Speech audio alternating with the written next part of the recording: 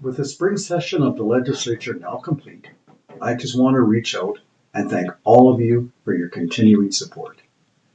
And so now the race to replace Jason Kenney is underway, and I'm again a little concerned that the folks who ignored you, discounted your concerns and your ideas, are already falling back into their bad habits.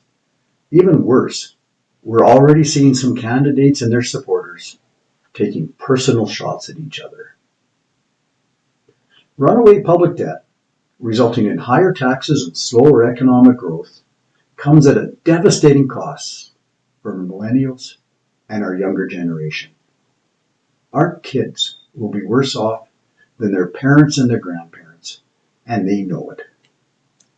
I talked a lot about Alberta needing a fair deal with Ottawa, and for good reason. But now, more than ever, we need to focus on getting a fair deal for Albertans in our economy. The good news is there are a number of steps we can take to get started. And the cornerstone of any fair deal for Albertans in our economy must address the small business sector. For decades, leading into the pandemic, small businesses have been the lifeblood of our economy, hiring workers, our teens, paying good wages, and contributing to our communities.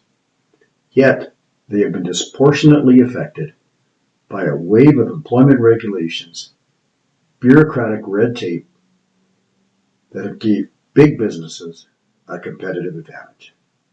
Then the pandemic hit, with government forcing small business closures, but leaving big businesses to stay open. It wasn't fair, and no scientific evidence was ever presented to support this unfair pandemic management strategy. Friends, we need to restore the Alberta advantage for the small business sector by immediately eliminating the 2% small business tax, like our fellow prairie provinces of Saskatchewan and Manitoba.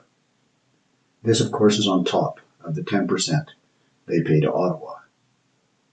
Furthermore, we need to take a machete to the bureaucratic red tape that prevents Alberta families from opening small businesses.